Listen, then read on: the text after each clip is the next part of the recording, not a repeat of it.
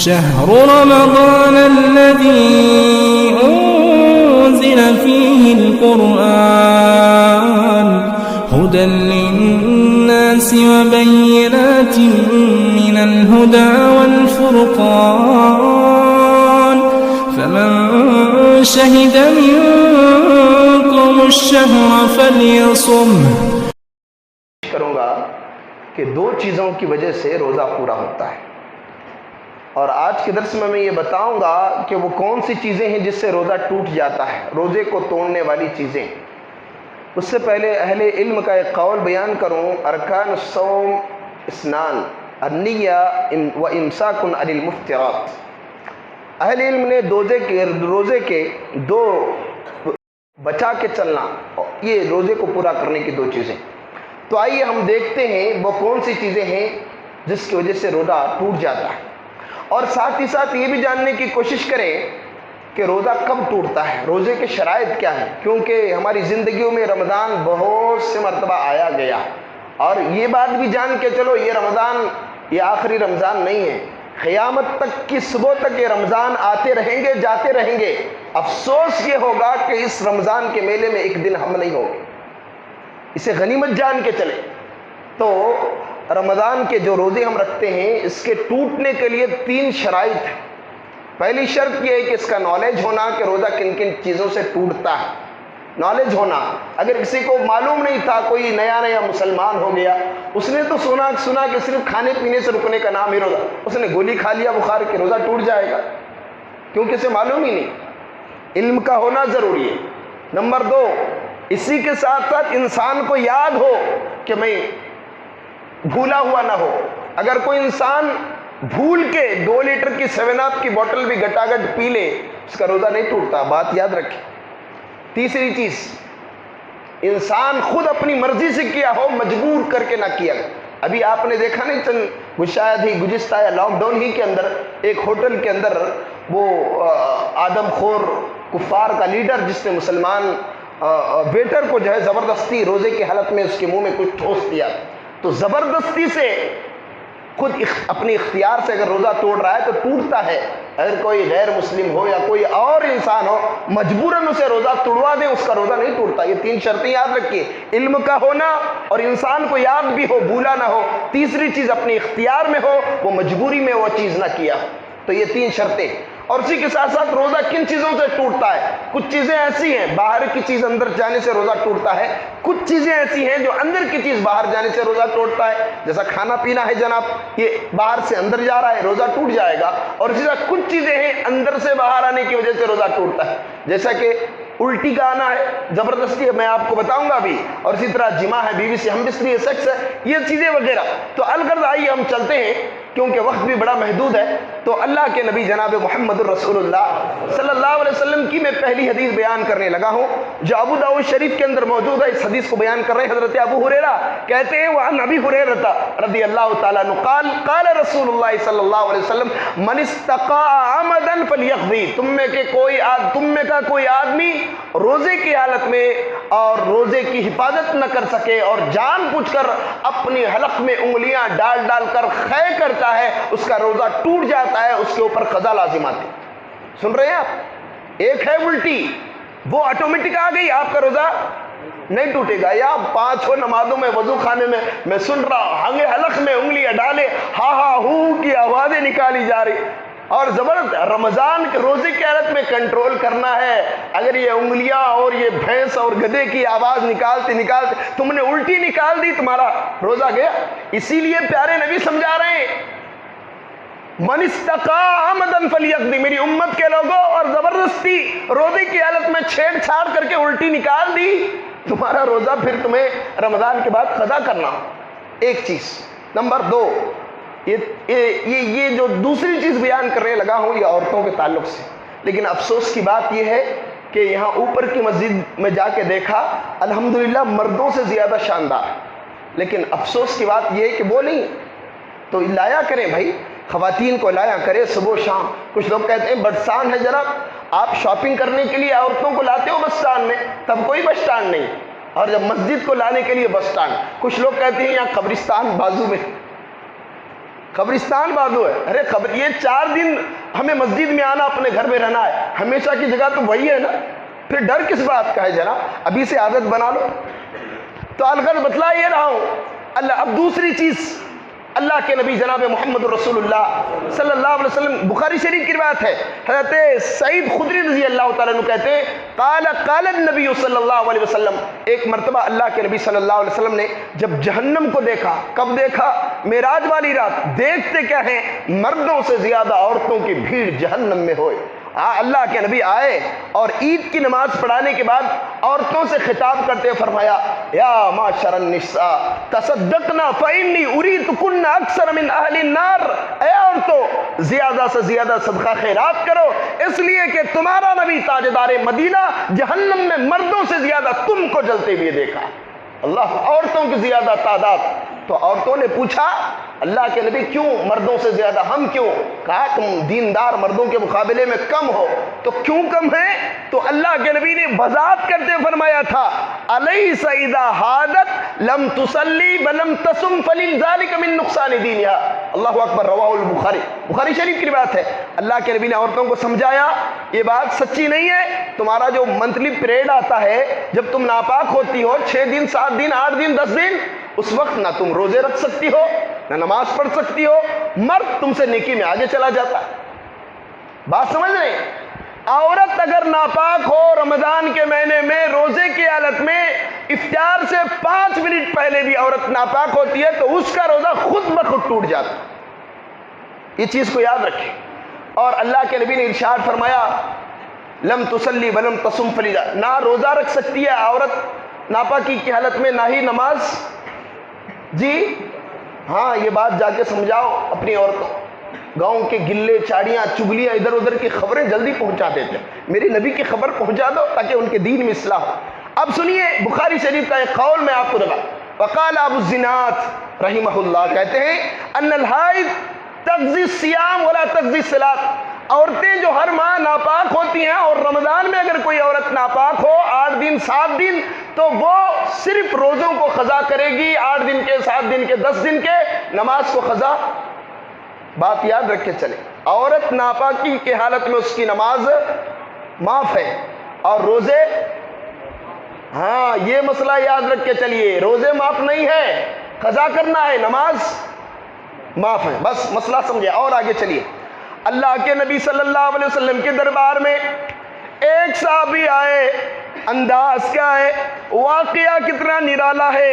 او ہلگندہ کے لوگوں، تمہارے لیے کوئی نئی حدیث نہیں، کوئی نیا بیان نہیں. حضرت ابو ہریرہ کا بیان ہے، بخاری مسلم دونوں کی کتابوں کے اندر یہ واقعہ موجود ہے. اللہ کے نبی کے صحابی حضرت ابو ہریرہ کہتے ہیں بینما نحن جلوس عند النبی، جس طرح آپ بیٹھے ہوئے ہیں ہم لوگ سارے صحابہ اللہ کی نبی کی مجلس میں بیٹھے ہوئے تھے. اذ جاء رجل، ایک آنے والا صحابی آیا، فرمانے لگا یا رسول اللہ ہلکتو، اللہ کے نبی میں برباد ہو گیا، میں ہلاک ہو گیا، میرا ناس ہو گیا. اللہ کے نبی نے پوچھا اللہ کے بندے مالک، تیرے لیے کیا ہوا، کیوں بربادی کے ترانے گا رہا ہے؟ اللہ کے نبی سے صحابی رسول نے عرض کیا یا رسول اللہ انی وقعت امراتی علی امراتی وانا صائم. اللہ کے نبی روزے کی حالت میں نے آج اپنی بیوی سے سیکس کر بیٹھا. کیا کہہ رہے ہیں؟ حالت روزے میں نے اپنی بیوی سے مجامت کی، ہم بستری کی، سیکس کر لیا. اللہ کے نبی صلی اللہ علیہ وسلم پوچھے واقعہ ذرا غور سے سنو، روزہ اس میں کفارہ بھی ہے؟ جی جناب. اللہ کے نبی نے فرمایا حل تجدو رقبتن توتقوا، تیرے اس جرم کی پہلی سزا ہے، کیا تجھے اس بات کی طاقت ہے کہ تو ایک غلام کو آزاد کر سکے؟ صحابی رسول روزہ بھی توڑ کے آئے ہیں، بیٹھے ہیں. اللہ کے نبی نے فرمایا تیرا پہلا کفارہ ہے، غلام آزاد کر سکتا ہے؟ کہا اللہ کے نبی اتنا بڑا کاؤنسلر تو ہے نہیں کہ غلام آزاد کر. اللہ کے نبی نے فرمایا حل تستطیع ان تصوم شہرین متتابعین، اے اللہ کے بندے کیا تو اس بات کی طاقت رکھتا ہے مسلسل کنٹینیو لگاتار 2 مہینے 7 دن کے روزے رکھ لے؟ ایک روزے کے بدلے تھوڑا ایک تھا، رکھنا کتنا ہے؟ 7. صحابی رسول نے جب نبی رحمت علیہ السلام کی زبان سے یہ سنتے، کہتے ہیں اللہ کے نبی ایک روزے کا یہ حال ہے تو پھر 60 روزوں کا کیا حال ہوگا؟ پھر اللہ کے نبی نے ارشاد فرمایا حل تجدو اطعام 60 مسکینہ، اے اللہ کے بندے 60 مسکین کو کھانا کھلانا ہوگا۔ صحابی رسول نے کہا اللہ کے نبی اتنا بڑا شیر تو ہے نہیں کہ 60 مسکین کو کھانا کھلا دوں۔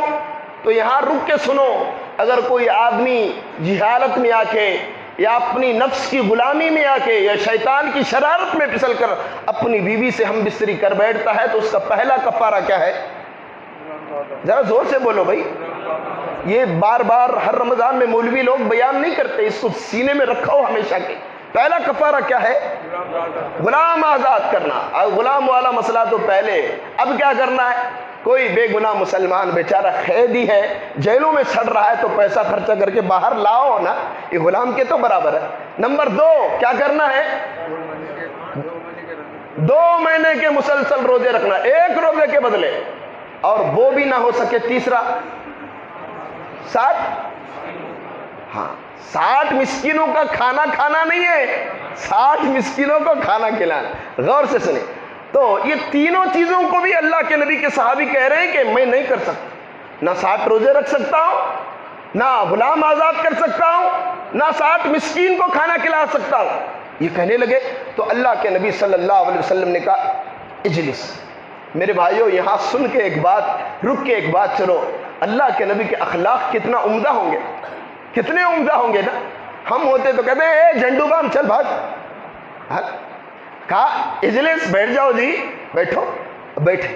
صحابی رسول کہتے ہیں فبوقت النبی، تاجدار مدینہ کچھ دیر ایسے ہی ٹھہرے رہے۔ صحابہ کا بیان ہے فبینما نحن علی ذلک، ہم بھی اسی مجلس میں بیٹھے ہوئے تھے، اسی دوران فاتی النبی بعرق فیہ تمر، اللہ کے نبی کے دربار میں ایک گفٹ آیا، ایک عرق آیا جس میں کھجور تھے۔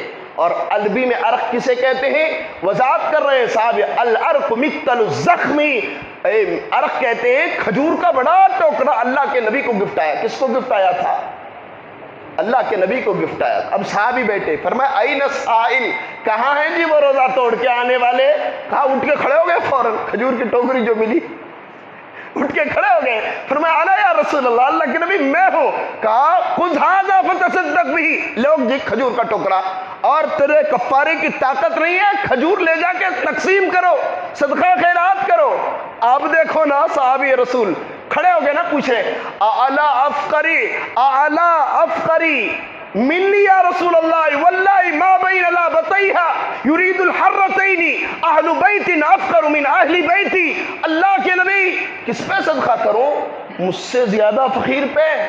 سنیے، اس ذات کی قسم ہے جس کے ہاتھ میں میری جان ہے، اللہ کے نبی مدینے کی ساری آبادی میں مجھ سے زیادہ غریب کوئی نہیں۔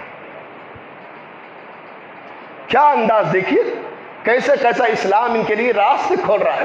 صدقہ کفارے کے لیے اللہ کے نبی آرڈر دے رہے ہیں، جاؤ جی یہ صدقہ کرو۔ اب یہ کہہ رہے ہیں کس کو صدقہ کرو؟ اللہ کے نبی مدینے کی ساری آبادی میں مجھ سے بڑا کنگال کوئی نہیں۔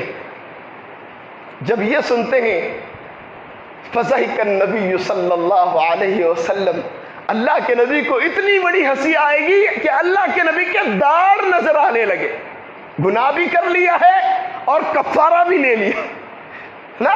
تو اللہ کے نبی صلی اللہ علیہ وسلم نے پھر آگے فرمایا خذھا فاطعمہ اہلک، جاؤ لے جاؤ یہ کھجور اپنی بیوی ہی کو کھلا دینا، اپنی بیوی ہی کو کھلا دینا۔ تو آپ اس کا یہ حدیث یہ بتلا رہی ہے کہ اللہ کے نبی صلی اللہ علیہ وسلم نے صحابہ کرام کے ساتھ جنہوں نے جرم کا، غلطی کا ارتکاب کیا، تو اللہ کے نبی نے کس طرح ان کے مسائل حل کیے۔ تو آپ بھی یہ نہ کرنا کہ روزہ توڑ کے میں 1 کلو کھجور لے جا کے جورو کو کھلا دوں گا تو مسئلہ صاف ہو جائے نا۔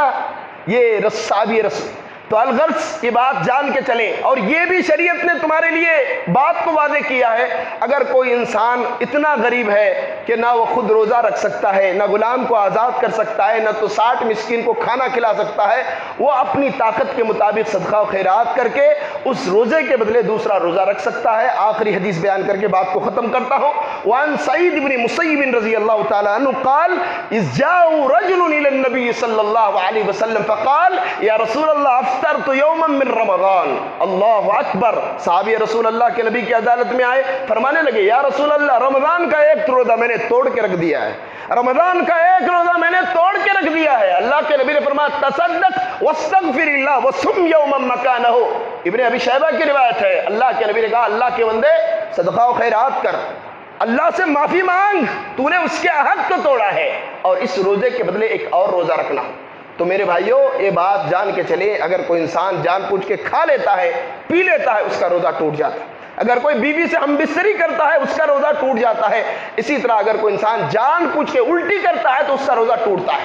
تو سارے انسان جو اپنے اپنے انداز سے روزہ جو ٹوٹتا ہے جن سے ان کے اوپر یہ لاگو آتا ہے کہ وہ گنہگار ہوتے ہیں، اس لیے وہ اللہ سے معافی مانگیں، وہ اپنی طاقت کے مطابق صدقہ و خیرات کریں۔ تیسری چیز، یہ روزے کو رمضان کے بعد اس روزے کی قضا پوری کریں۔ لیکن ایک مجرم ایسے ہیں جو سب کے ساتھ ساتھ اس کے اوپر کفارہ بھی لازم آتا ہے، وہ کون ہے؟ بیوی سے ہم بستری کرنے والا، جو کفارہ بھی ادا کرے گا، گنہگار بھی ہوگا، اور اسی کے ساتھ ساتھ وہ رمضان کے بعد روزہ بھی پورا کرے۔ یہ چند چیزیں ہیں جن کی وجہ سے روزے ٹوٹتے تھے، میں نے وضاحت کر دی۔ انشاءاللہ آنے والے کل کے درس میں ہم یہ سنیں گے کہ روزے کی حالت میں ہم کیا کچھ کر سکتے ہیں جسے اسلام نے جائز اور حلال قرار دیا ہے۔ انشاءاللہ اللہ سے دعا کریں، اللہ رب العالمین سب سے پہلے مجھے اور آپ تماموں کو اللہ اور اس کے رسول کی باتوں کو صحیح جاننے اور اسی کے مطابق عمل کر کے اپنے اعمال کی اصلاح کرنے کے اللہ ہم تماموں کو توفیق عطا فرمائے۔ سبحان ربک رب العزت عما یصفون وسلام علی المرسلین والحمد للہ رب العالمین۔